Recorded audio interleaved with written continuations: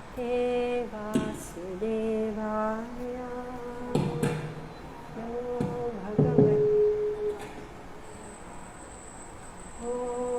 नमो भगवते वासुदेवाय।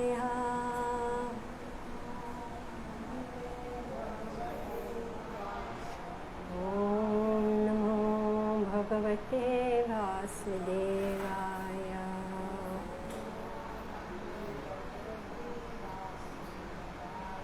नारायणं नमस्कृत्य नरं चैव नरोत्तमं देवीं सरस्वतीं व्यासं ततो जयमुदीरयेत्। नष्टप्रायेषु अभद्रेषु नित्यं भागवतसेवया भगवती उत्तमा श्लोके भक्तिर्भवति नैष्टिकी।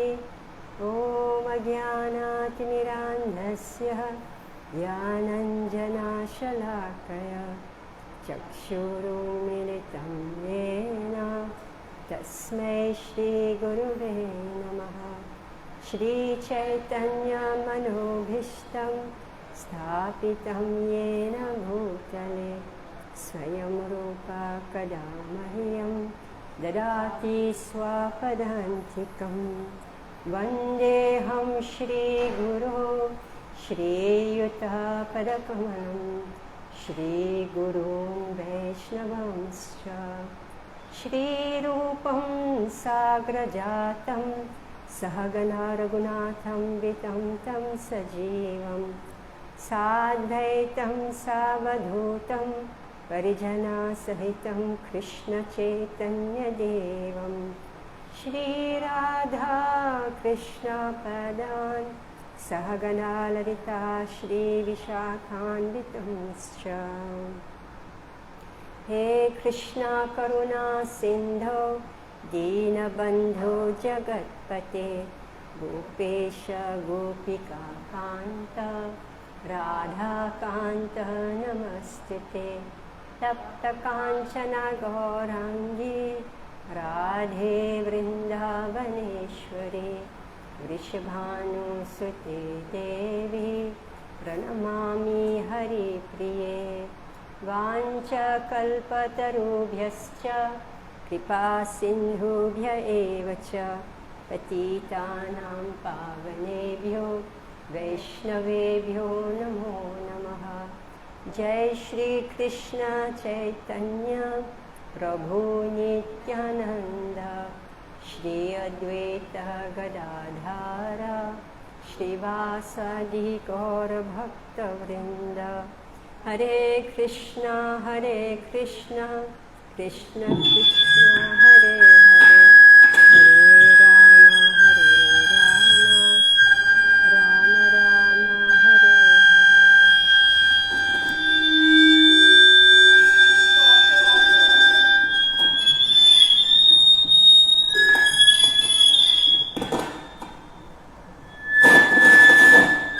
He doesn't know anything.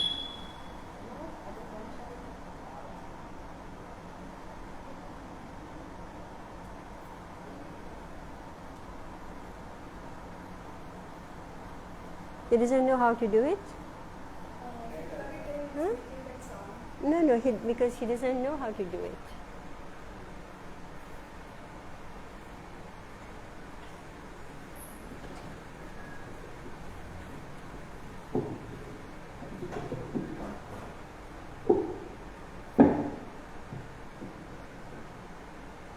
All right? Hare Krishna. All right. So just turn your chair a little bit so we are able to see each other. Just turn chair. Just turn it, slant it so that we are able to see each other. No, turn. Yeah.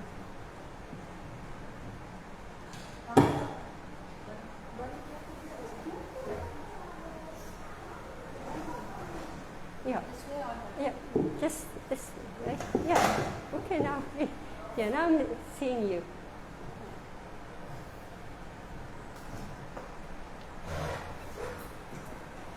Alright, so we are reading from Srimad Bhagavatam, Canto 4, Chapter 29. We are on text 46, is it? So this is talks between Narada and King Prachina Barhi.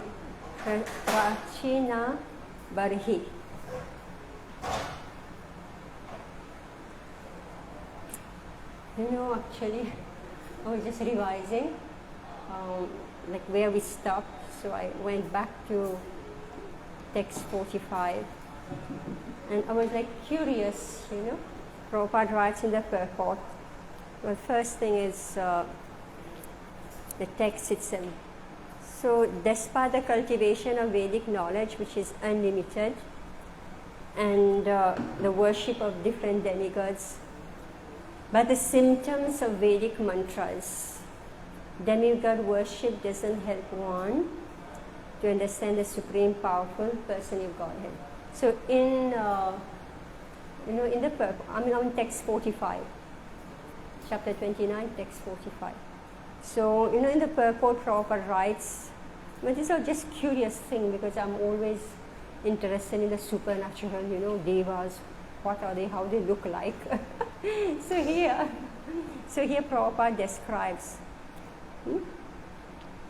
Then I started to notice something in the shloka itself. You can switch it off. It can't be switched off. Oh. Okay. So Prabhupada said that this demigod is described, this is like Indra. Each demigod has a particular power. For instance, the demigod Indra, the king of heaven, has power to shower rain on the surface of the globe to give sufficient vegetation to the earth. This demigod is described in the Vedas. Vajrahasta Purandaraha. Indra rules the water supply with a thunderbolt. Indra rules the water supply with a thunderbolt in his hand. So the thunderbolt itself is controlled by Indra. Similarly, other demigods, Agni, Varun, Chandra, Surya, has particular powers. All these demigods are worshipped in the Vedic hymns through a symbolic weapon. Therefore, it is said here, mantra linger vyavachinnam. How do you know it's chinnam in the mark, right? Chin, symbol, a mark. By such worship, karmis may obtain the benediction of real opulence in the form of animals, riches, beautiful wives, many followers, and so on. By such material opulence, however, one cannot understand the supreme personality of Godhead. We say curiosity kills the cat, right? Anyway, I say, I didn't know that the devas are recognized by their weapon. Even though Lord Vishnu, they always speak Shankha, Padma, Gada, Padma, right? Shankha, Chakra, Gada, Padma. Two weapons, and one is the Shank for the devotees and the lotus flower. We weren't really conscious of it, but here Prabhupada speaks about the thunderbolt of Indra. So the devas, they are worshipped through a symbolic weapon. So what did I do? Just believe, what did I do? Started to Google, right? Oh my God, I want to do what about the other weapons? Indra's got the thunderbolt. So first name Prabhupada, anyway, I just didn't see Agni, Varun, but Chandra. So let me try Chandra. So the story of Chandra came up. It's Chandra Dev, and how, the whole story of how Buddha was born, Chandra and Buddha, and the waning and the waxing, the waning and waxing of moon. But I didn't find any weapon in Chandra. Anybody knows? No? Anyway, homework, find out what are those weapons. Weapons for Varun, Surya, well, I only know the chariot, right? Agni, I know it's fire, right? It's fire, Varun. Anyway, so I couldn't find the weapon, but the story of Chandra is very interesting because he got cursed.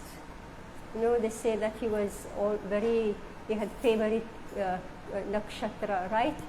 Those his wives, 27 nakshatras, Rohini, Rohini and Kritika. So now why they were favorite? Because the whole story of Jupiter was a Brihaspati, right? Brihaspati, and that's in the 9th canto, I think. The battle between Chandra and Brihaspati. So it's like Tara is the wife of Brihaspati, and Brihaspati is always engaged in doing the yagya. I mean, it's very interesting here. I couldn't really figure that out because not so much detail is given. But here, despite the cultivation of Vedic knowledge, which is unlimited, my point is this: like you read something from a purport, and say, "Let me research on this."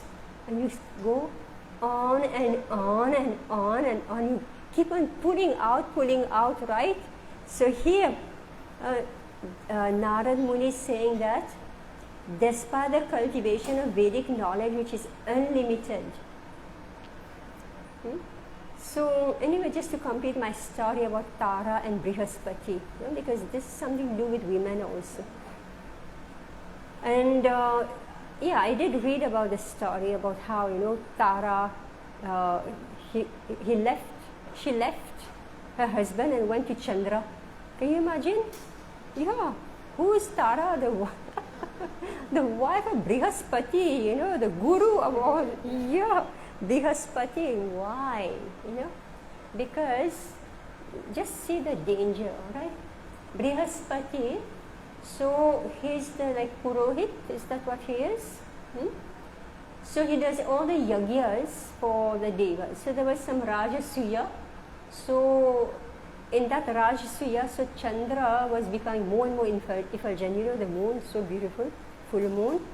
So he became so beautiful that Tara, who was sitting next to the husband, got attracted by this beautiful moon. So then, I mean, that's the interesting part about it. Like we say that Ramachandra, when he had to do the yagya, so he needs his wife beside him, right? He cannot do, meaning that in all these rituals, unless the wife is there, the husband is nobody, right? The wife must be there. Then only can the yagya happen, right?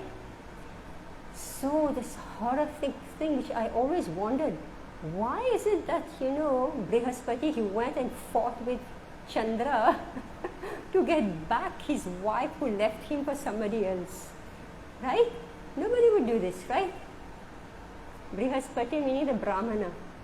So, because Brihaspati is Purohit for all the devas, alright, and he can no longer be Purohit without the wife. Alright, so he was forced. I mean, so intricate, right? Extremely intricate, this whole relationship in the world and how you get caught. So he needed his wife. So because of that, and I said, but why did he not pick another wife? Right? That's what people do. This one is left, get another one. That mystery I haven't been able to solve.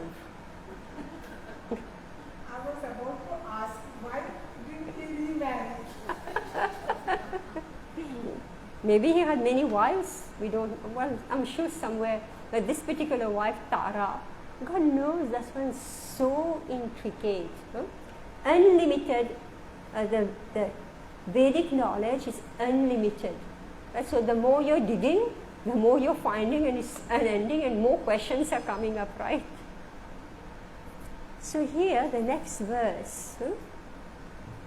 I mean, just see how tricky all that stuff is.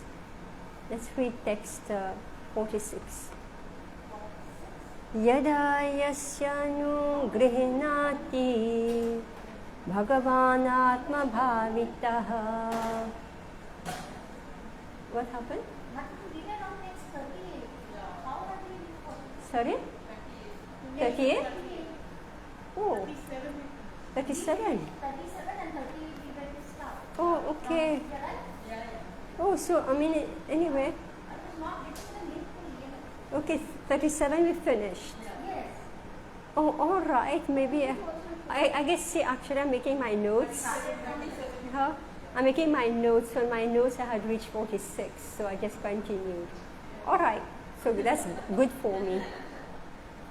How come we didn't do 38? No, mother. We had to start from 37. Well, I'm sure we did 38, but we are going to. All right. All right. But we are going to read it again. Okay? We are going to. This is a new section. Yeah. Now we will be eligible to see. We finished why we have to see, and then how we have to see. Like who will Okay. be eligible to see the Supreme Court. Okay. Oh yeah. This is a new section. The new so section. We will start from the next. Okay.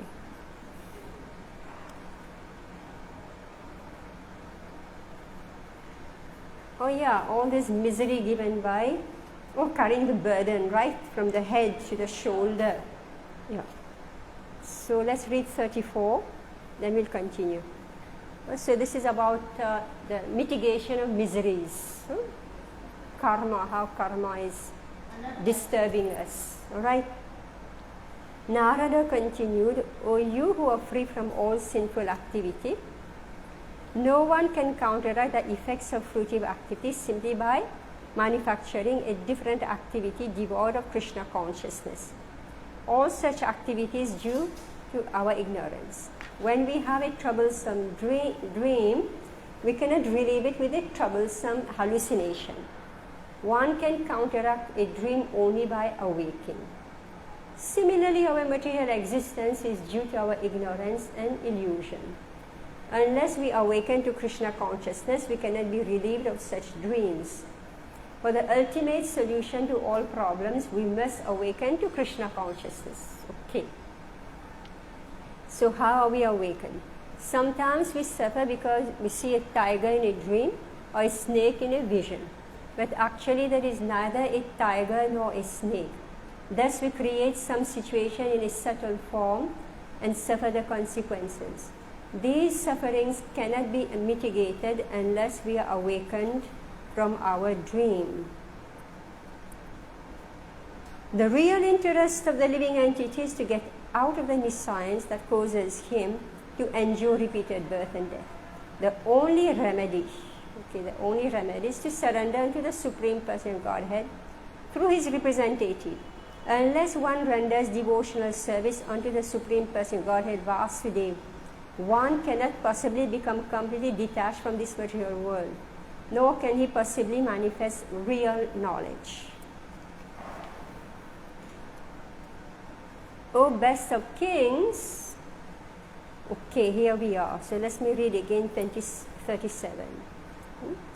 So 37. The real interest of the living entity is to get out the nescience that causes him to endure repeated birth and death. The only remedy is to surrender unto the Supreme Person of Godhead through his representative. Unless one renders devotional service unto the Supreme Person Godhead Vasudeva, one cannot possibly become completely detached from this material world, nor can he possibly manifest real knowledge. Alright, so how can we have knowledge and become detached? Alright, surrender. Yeah. So surrender to Krishna and do devotional service. So 38. O best of kings, one who is faithful, who is always hearing the glories of the Supreme Person Godhead, who's always engaged in the culture of Krishna consciousness and in hearing of the Lord's activities, very soon becomes eligible to see the Supreme Person Godhead face to face. Yeah, now the memory is coming back. Okay, yeah. You know, this is the characteristic of the living entity that we forget. I'm speaking of this, the living being himself, itself, I don't know what. All right, the living being is Jeev, so himself or herself. All right, because we can be Gopa or we can be Gopi, right?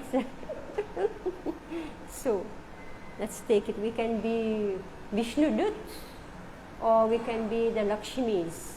All right. So we forget, and we forget Krishna. Now the process to remember Krishna is being discussed and being described. So first qualification here, in order to be able to see the Supreme Lord face to face, what is the first qualification? Faithful. Yeah, faithful. Faithful. And then?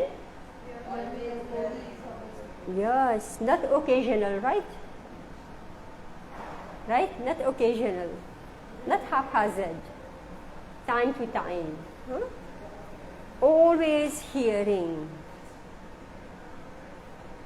I'm looking for the word Shrinvatan. Nityada. Alright? Nityam Bhagavad Sevaya. Nityada. Who is always engaged in the culture of Krishna consciousness.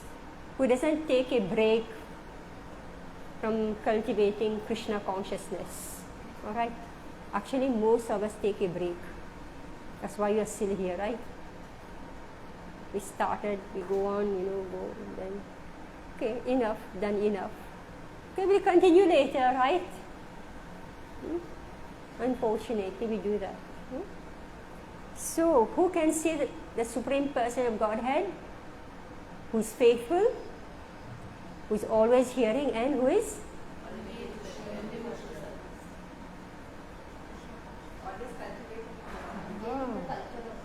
Yeah, always, nityada. Alright, nityada. But see, the thing is that don't expect to get the results if we don't put in the effort. Constantly, consistently, with faith. So what will happen? Very soon become what? Eligible. Now all this is nectar of devotion. This book Bhakti Rasamrita Sindhu, and as I was going through the purport, so I cannot stop and teach this Bhakti Rasamrita Sindhu. So because if I'm going to take every line, I have to go on the board and start drawing the A, B, C, split it. So that's not possible for me. So you will have to be very attentive and hear. For me it's easy because I've been reading and teaching so much. So for me, just one glance I see it. So if you're not catching, then hopefully next year we'll do one Bhakti Rasamrita Sindhu course. Alright? If we have devotees. Then we will go in the details. And then when we say, oh yes, we know this, because we've read it in Bhagavatam. Right? That's how it works. Yeah, we understand. But this whole section, meaning that karma and jnana is being removed. And now we are speaking only of the practice of devotional service, which means surrender to Krishna. Alright, read the purport. Constant engagement in transcendental loving service of Vasudeva means constantly hearing the glories of the Lord. The principles of Bhakti Yoga, Shamaram, Kirtanam, Vishnu, Smaranam, Pada, Sevanam, Archanam, Vandanam, Dasanam, Sadhanam, Atmanimedam are the only means by which perfection can be obtained. Simply by hearing of the glories of the Lord, one is elevated to the transcendental position. Yeah, what is this hearing the glory of the Lord? I mean, bhakti means hearing the glory of the Lord. What's this? And here the verse itself, right, says, who's always hearing the glories of the Supreme Person of Godhead. What's all this? If somebody's sitting there, we're just talking about him, What's all this?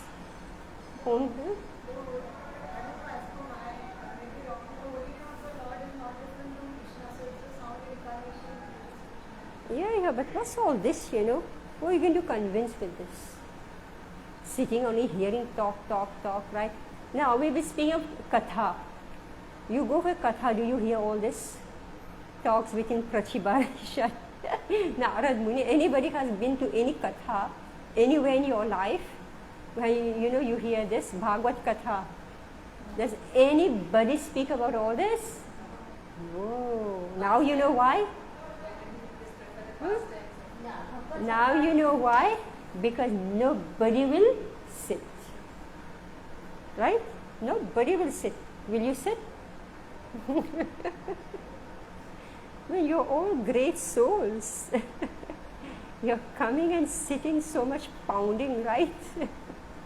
This Bhagavatam doesn't spare us. Right? King Prachina Barhi is getting thrashed very nicely. And he didn't run away. So what is this glories?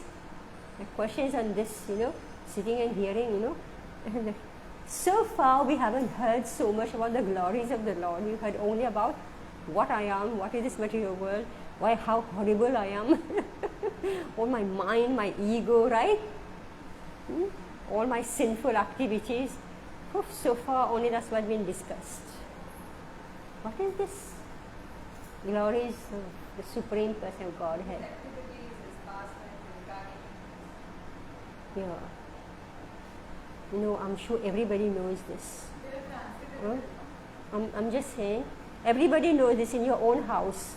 Something happens. What do? You go on the phone, right? You start talking about what happened, right? The child is born. You go on talking, the child is born. The child's taking the first step. You go on the phone, you speak, right? What's happening? Right? My husband did this to me. You go on the phone, right? Brother, this one, that, right? How do we spend our life?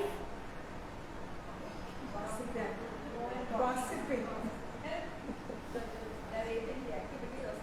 Yeah, correct. And the more, rasa is there, the more we want to talk about it. You know what he did? What she did? This, right? How he tortured me, how this one did, oh God, right? That's what our life is all about. True? Correct?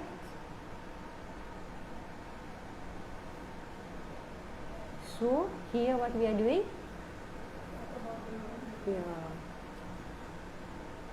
So, because there's nothing in our life except talking about what's going on around us, with us, right? Is that not horrible? If you think that's all your life is about, right? There's nothing you just examine from today. Just notice and write down from morning till night. What am I doing? Fighting with my servant, fighting with my husband, fighting with my child, fighting with the neighbor, fighting with the computer person, this one, that, right? Isn't it?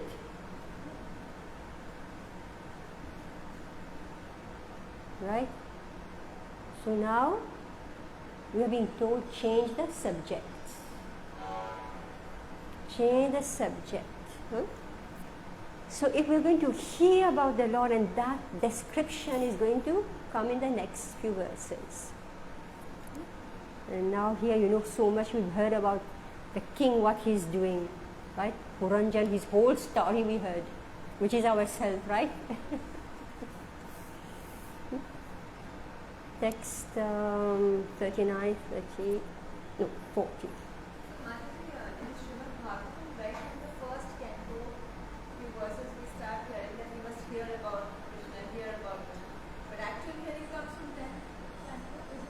Yeah, it is. Very little. Yeah. Yes. Yes. Yeah, so we hear about the incarnation. Why don't you just turn your chair a little bit so you don't twist your neck? Yeah, it's much easier.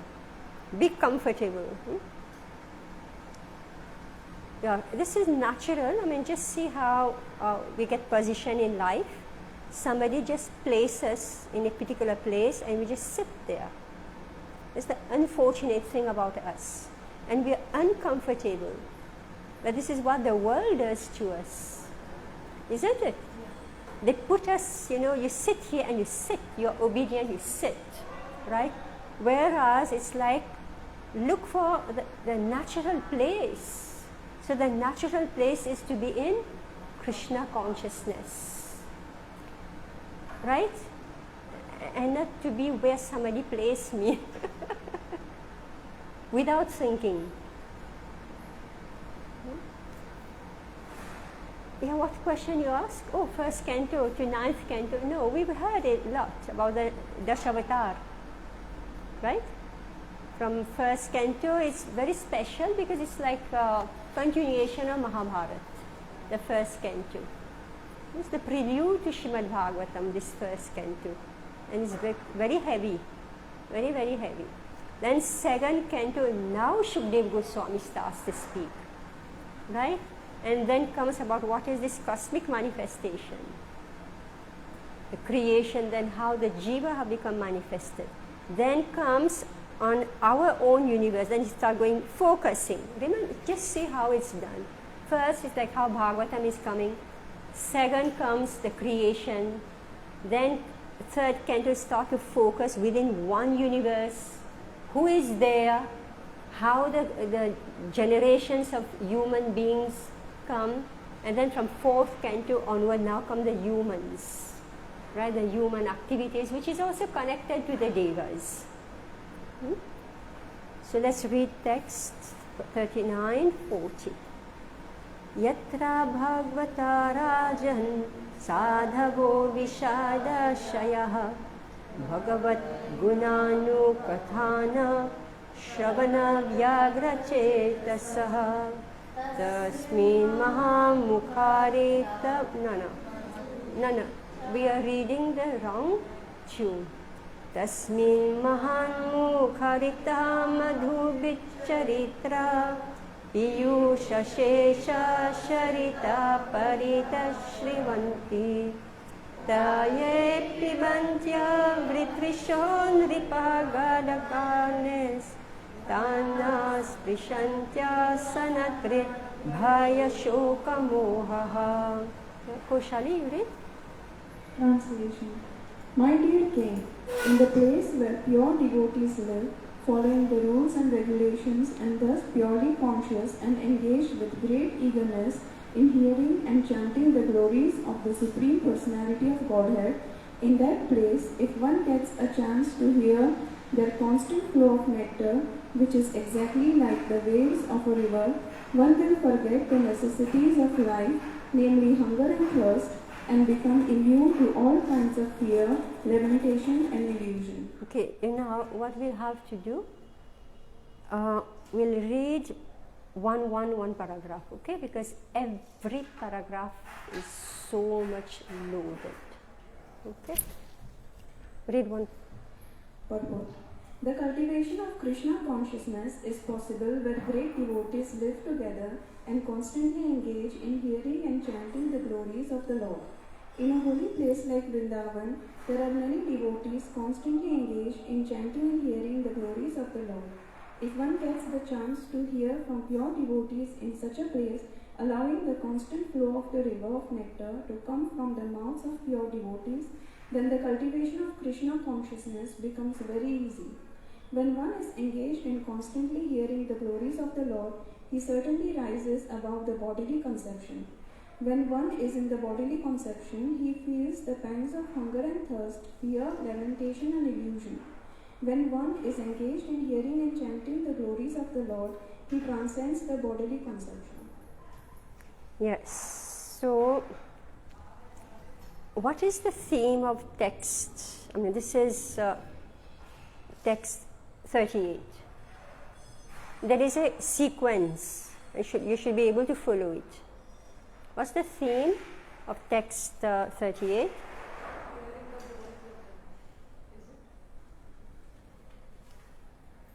Engaging with Krishna. Faith. Alright? To hear, engage, etc. with faith. So, Ado, Shraddha. Alright? Unless there is faith, there is no question of moving forward. So, this faith will take us to text 39 and 40. Alright? And what is text 39 and 40? What? Sadhu Sangha. Alright? Sadhu Sangha. You understand now? This section is going from Shraddha to Prema. Right? Systematically. From Shraddha to Prema. Just see how Narad Muni, who is personification of Bhakti, he's teaching now. And who is he teaching? Yeah, and who is he? Yeah, what type of king is he? Yeah, pious, fruitive, and not very intelligent. Alright? So Narad Muni is a guru. He wants to elevate the student, the disciple. Actually, the king didn't place himself as the student, right? He walked in there. You didn't even understand the entire story. I got the story. So, I mean, just see what happened here. The king didn't say, let me go and put myself forward, I'm going to surrender and find a guru, right? What happened before that? Well, Lord Shiva was speaking to, oh God, I've forgotten the story, the sons of somebody, right? I've forgotten everything. Song of Lord Shiva. Who is he speaking? Prachetas? Yeah, that was the story of Dhruva Maharaj in his dynasty, right? So that was the Prachetas. So then he said, but there's one. So here, Lord Shiva is taking care of the Prachetas, but one descendant in the family of Dhruva is going backward, right? Such a great dynasty as Dhruva. Dhruva is the best of human beings, all right? Dhruv, he's a small boy and he has this determination to achieve something that he didn't even know what it was. Now when he has progressed so much, in his dynasty now has come one Karma Kandi.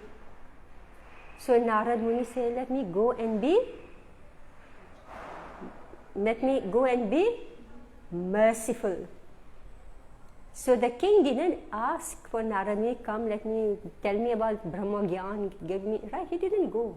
He didn't do that. But the preacher, alright, this is the preacher. Narad Muni, who is the preacher, he goes and says, let me go and save him. And that's what we are doing, right? Isn't it? People are not coming, please, yes, let me become your disciple, right? No, we are going canvassing. And now, how intelligently he is teaching. What is the qualification of the king? He's pious, yes. Taking care of his subjects. Okay. For him to receive this knowledge, what is qualification? Respectful towards Yeah. he is hearing it. Yes, all right. He's respectful. He received him. He's respectful. And we saw earlier how this Chandaveg, right? Remember? Anyway, it's also blurred in my mind. But Bhai and somebody came, and so this girl, right? Kala Kanya. Kala Kanya, what she wanted to do? Marry. Who? Kala Kanya, yes. Kala Kanya wanted to marry Narad Muni, right? Yeah, so he said, no, not me, him, right? Yes, Maharaji, yes, Prabhuji, yes, Maharaj, right? Very respectful, but you don't intend to follow. So these are very of official respect to our guru, to our guides. Then there is no progress. We are fooling them, fooling ourselves rather. So here, we will see, how things will develop here. So this is something more high class. He was Asura, basically. So he got good manners like Kamsa, Ravana, He got some good manners, but inside they are Rakshasas. So they're not going to bow down. But here, someone who is genuinely pious but attached and misguided. He will say later. The king will say, I was misguided. So these are very, very important points. Are you comfortable, Urmilaji? Your angle is fine? Okay. So, Mother, one question. yeah. But the preachers cannot change the attitude of the people. No, but we take risk. That's what we say. Preachers take risk. They approach everyone, but it depends on the attitude of the person. Yeah, because we don't know, in Kali Yuga, we don't know who's who. Because even sins are born among sinful people. Right? In Kali Yuga, people make so much mistakes. Before it was very clear. Brahmanas, these are the Kshatriyas, also these are people who will listen. But now Brahmanas and Kshatriyas, they become degraded. Right? So you don't know where they're taking birth. Right? See, the Brahmana is still there, but due to sinful activity, you don't know where they have taken birth. So therefore, you take the mic, you go everywhere and try, where are you, right? This is what we are doing. Of everything. They are actually elevated beings, souls, who commit sinful activity.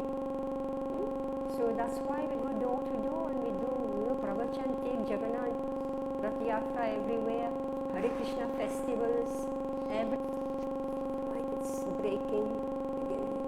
Okay. Anyway, so we should know, like the mystery of life and death and karma, birth, rebirth. There are all this we are hearing from Bhagavatam. So in order to cultivate Krishna consciousness, where should we be? Sat Sangha, and not in Asat Sangha. So this is the first point. It's not possible to revive our Krishna consciousness if we are in Asat Sangha. And here Prabhupada specifically mentions about Vrindavan. And so therefore when we go to Vrindavan, we should know what's our business there. Right? We ourselves should be satsanga. We should not go there and become a satsanga. Right? But be very careful about this. And I think earlier Prabhupada spoke about Vrindavan had been overtaken by materialists and impersonalists. Right? We see what's going on, big business, commercial going on in Vrindavan. So therefore, we must be careful when we go to Vrindavan that we are in the proper Sangha. So this is the first thing. Okay, continue. The word Abhat, Guna, Kathana, Shravana, Vairagya, Chetasa, meaning always ego to find the place where the glories of the Lord are being heard and chanted, is significant in the source. A businessman is always very eager to go to a place where business is transacted. Similarly, a devotee is very eager to hear from the lips of liberated devotees.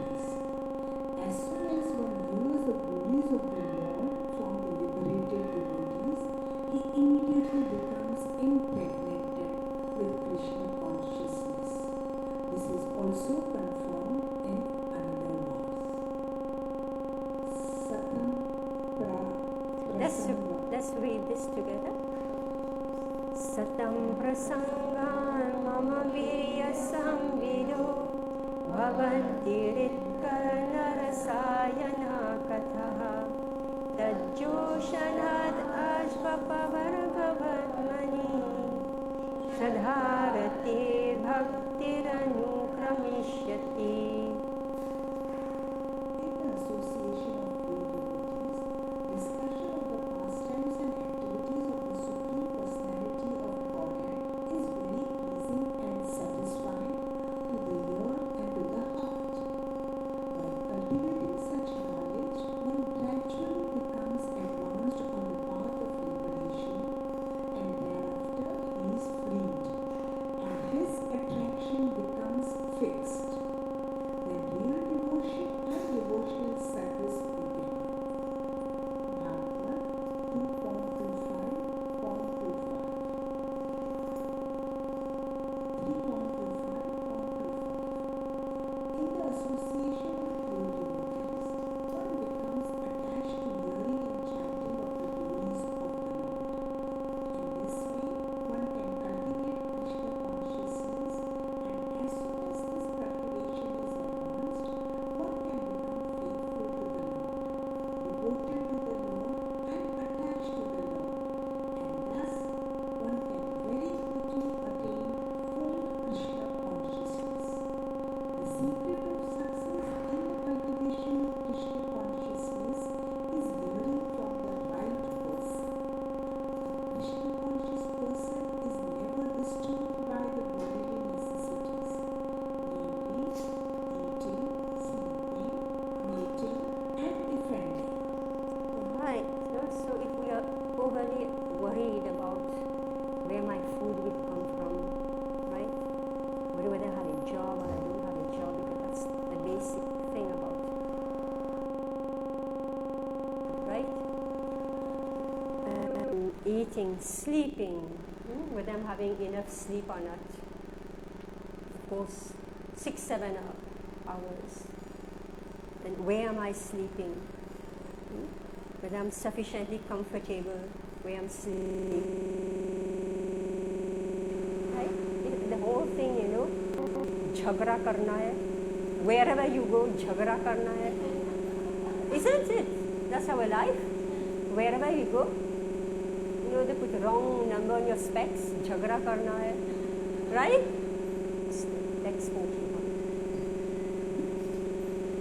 Ete rupadruto nityam jivaloka svabhavaje na karoti harir nunam katam vreta nidoratim.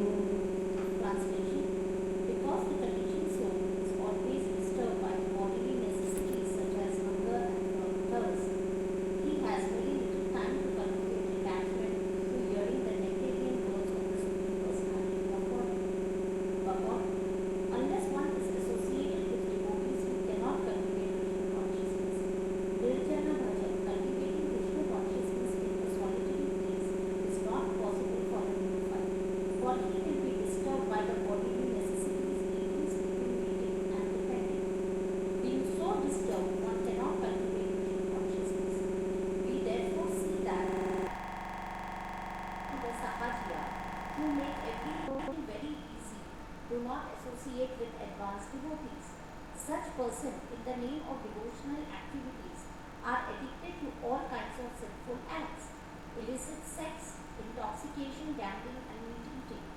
There are many so-called by sinful activities cannot be accepted as a person in Krishna consciousness. A person addicted to sinful life cannot develop Krishna consciousness as indicated in this verse. Alright, so now the criteria is given who is bona fide, who is not bona fide. Alright, so if I put on a show that I'm practicing devotional service, how will you recognize whether it's real or unreal? Following the regulated principles. Yes? Main symptom. Whether this is a real devotee or Just say show devotee. Prabhupada gave the test here.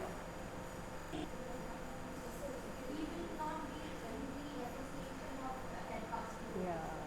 He doesn't want to be in association of advanced devotees. Why? Because there devotees will ask him to follow the regulative principle. Even like when marriage happened, like boys will say this girl is too, strict. Not, don't want this girl. Right? Devotees. Right? No, this one is too strict. Don't want. So they want to enjoy life, right? Devotees, they want to enjoy life. So if the girl is too Brahminical, too simple, no. True? Okay, she's saying true. So, because the conditioned soul is always disturbed by the bodily necessities such as hunger and thirst, he has very little time to cultivate attachment to hearing the nectaring words of the Supreme Person Godhead. So, in Bhakti Rasamrita Sindhu, this is the eligibility to practice Krishna consciousness. Meaning the person should not be too attached to what? His sense gratification. If somebody is too attached, satsanga, sadhu sanga, will avoid. He may be attracted or she may be attracted, pop in and out. Right? So for us to actually become serious attachment, this is the point here in this verse. Actually, when I'm doing it with you, I'm getting it better. And that's what I'm saying. Like if it's Bhakti Rasamrita Sindhu, then you're able to identify. I didn't see it before. Now I say, oh, that's what it is. So this is very elaborate. There's just one sentence which you can't figure out. I mean, if I hadn't heard this Bhakti Rasamrita Sindhu, 10 years I studied that book. It mentioned. But now it's like so simple and easy. You can see it here. Text 42-44. Prajapati Pati Sakshat Bhagavan Girisho Manu Lakshadaya Prajadyaksha Naishtika Sanakadaya Marichiratriya Gyadaso Ulatsya Kulaha Kratu Vasishta iti ete matanta brahmavadinah yapi vachaspatayas tapo vidya samadhivihi pashyantopi na pashyanti pashyantam parameshwaram. Translation: Hare Krishna. The most powerful God Brahma, the father of all, Prokritas, Lord Shiva, Manu, Daksha and other rulers of humankind, the four saintly first-class brahmacharis headed by Sanatana and Sanatana, the great sages Marichi, Atri, Agnihari, Pulana, Ratana, Spritu and Vasishta, and my human self, Narada, humble self, Narada, all stalwart Brahmanas who can speak authoritatively on the Vedic literature. We are very powerful because the austerities of meditation and education. Nonetheless, even after inquiring about the Supreme Personality of Godhead, whom we always see, we do not know perfectly about him. Okay, now a list is given here. Who are the most learned people? Who are very powerful? How do we become powerful? By austerities and meditation. And alright, this is how we become powerful. And a list is given. Brahma, Shiva, Manu, Daksha, so many, And then the four Kumaras, the great sages Marichi, Atri, Angira,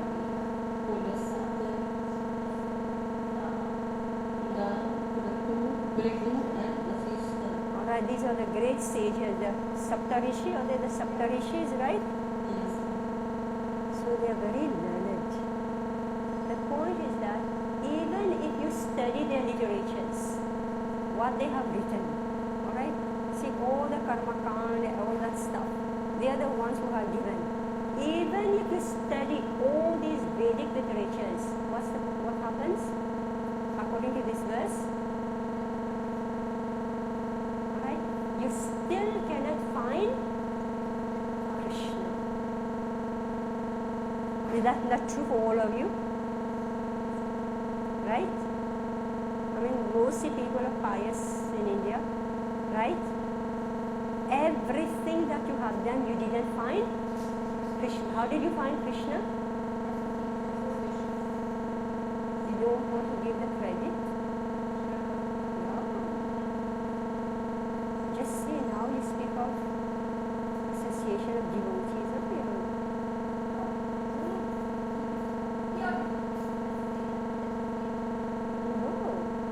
you're not impersonalist, right? Right? Never forget Prabhupada. Nobody, none of us would have known Krishna. He is the supreme person of Godhead unless Prabhupada boldly, right? Boldly face the entire India. Right? Krishna is the supreme person of Godhead.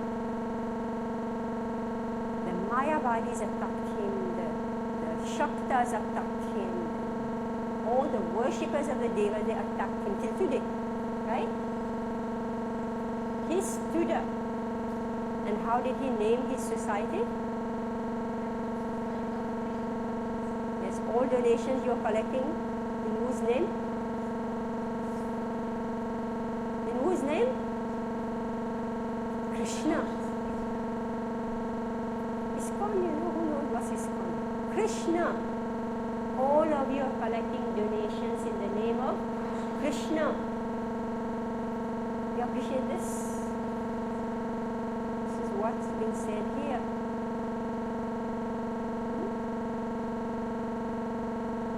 So they are all stalwart Brahmanas who can speak authoritatively on Vedic literature.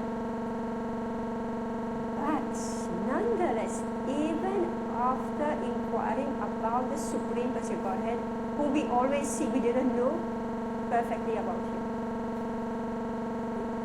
Right? According to the foolish Brahmin theory of the anthropologist, it is said that 40,000 years ago, Homo sapiens had not appeared on this planet because the process of evolution had not reached the power. However, the Vedic histories, the Puranas and Mahabharas, related human histories that extend millions and millions of years in the past. In the beginning of creation, there was a very intelligent personality called Brahma, and for him, all the madhus and brahmacharis like Sanaka. and Sanatana, as well the Lord Shiva, the great sages and the Narada. All these personalities underwent great perfect knowledge of austerities and penance and thus became authorities of Vedic knowledge. Perfect knowledge of human beings as well as being entities is done. Living entities is contained in the Vedas. All the above mentioned great personalities are not only powerful, being cognizant of the past, present, and future, but are also devotees still, in spite of the great education and knowledge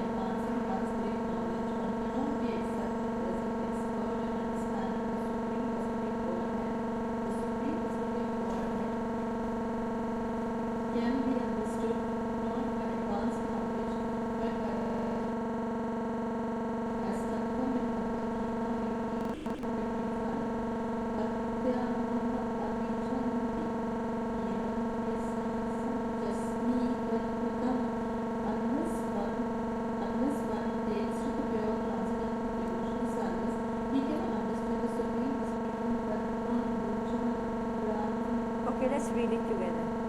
Athapite deva